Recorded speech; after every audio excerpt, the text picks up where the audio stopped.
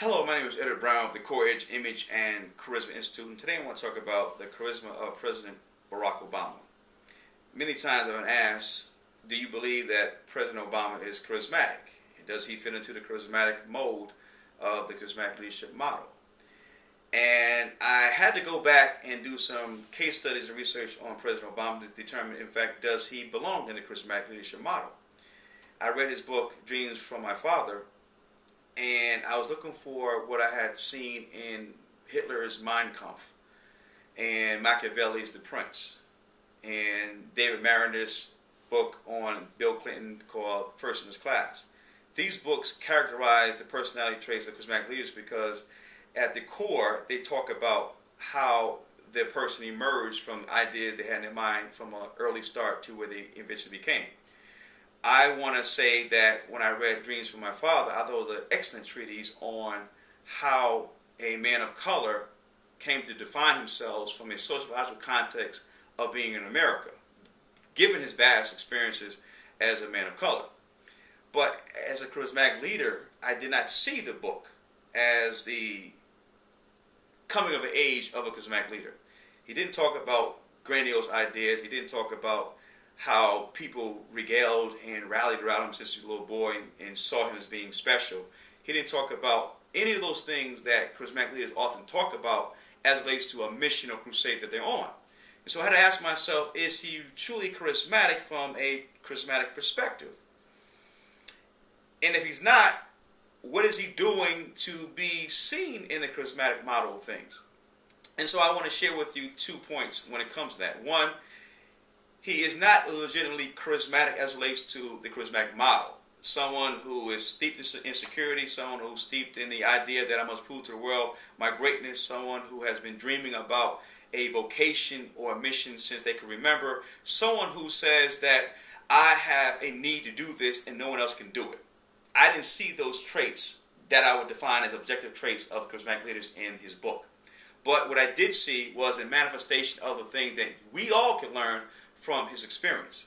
What I did see was the emulation of charismatic leaders from the vantage point of speaking, engaging, telling stories, as well as being attractive enough to bring people in to be magnetic in manifestation and traits.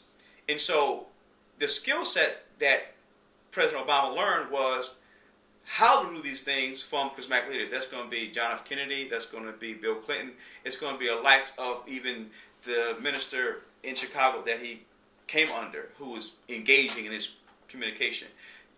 All those things made for who we see today as a charismatic leader. Now, what does this mean for you? It means that you can learn charisma.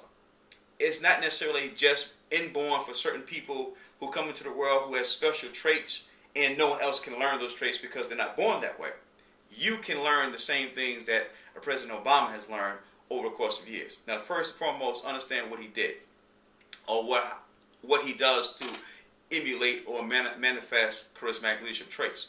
First and foremost, he had an undying passion to get into politics. Some of the information I received in the past through people who've known him up close and personally, is that he was so enamored by politics as a way of changing dynamics in society that he often was by himself because he lost, and it took him a long time to get his footing. And so, first and foremost, he had a passion for politics and a passion for where he could go. First and foremost, find your passion, find that thing you can throw your whole self into and become one with that thing. 2, once he became elected from the State House in Illinois and then the Senate in Washington, D.C., he didn't do any term inside the Senate. He didn't do one full term and say, okay, I'm going to run for president. As soon as he got elected, without any track record, he ran for president. Smart because he had nothing to lose. Either he was going to be a famous senator who could be there the rest of life because once you run for president, if you lose and nothing else, everyone knows you moving forward forever. That means that you can write books, you can do speaking engagements, you can do a lot of things with celebrity that you can't do if you're just a senator or congressperson running through the tenure of your time and no one knows who you are and you can't pass policy because you're not compelling as a political figure. And so his marketing was, I run for president. If I lose, I'm popular from now on. If I win, I'm president of the United States. Nothing to lose in that situation. So finally, understand that when you are engaging in that process, know that you have to find a way to distinguish yourself apart and detached from everyone else in your marketplace or your profession or your industry. And third, understand that communication as relates to President Obama is a learned skill set. He learned how to speak. He went to classes. He practiced. It was deliberate practice again and again and again, to the point where at one point he was lambasted for always using a teleprompter, reading from the teleprompter his speeches. And that's a skill set in itself.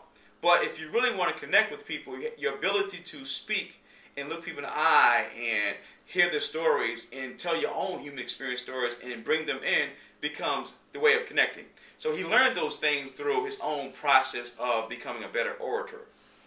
Finally, the passion comes from ego and a little sense of self-absorption. And that's not necessarily a bad thing. I'm going to tell you why. Because a lot of times the ego and ambition and the passion behind an idea, a vocation, or a concept drives you to achieve in ways that if you didn't have it, you would fail or you would just give up. The late Steve Jobs said it best. He said that you got to be almost insane to have a dream and aspiration that you follow, and time after time lose and fall short because it takes so long to achieve that you have to be almost insane to stick with it. The normal natural person would give up because it's just too hard. It's not happening. They say, well, I'll give it 6 months. If it's not happening 6 months, I'm out of here. But invariably, the relentless person says, I don't care how long it takes. Next 20, 25, 30 years, I'm staying here until I find a way of making it work because I have a passion for it, and I do see a relevancy behind the needs that people want with this idea, concept, or product. And so those are the few things that, in my opinion, brought about the charisma of President Obama that is not authentically charismatic as relates to the charismatic core of charismatic leaders, but it goes to the point that you can learn how to be more charismatic by emulating some of the things he did in his marketing strategy to become president of the United States. Again, it's all up to you. It's doable. It's learnable, but you have to have a passion and interest for it. As you see the web link below this video, you'll see that it's an opportunity for you to sign up for free advice, information, and strategies for being more charismatic, persuasive, and influential. Sign up for it, and we'll send regular updates on what we're learning, what we find, and we're discovering how to be more effective in this area.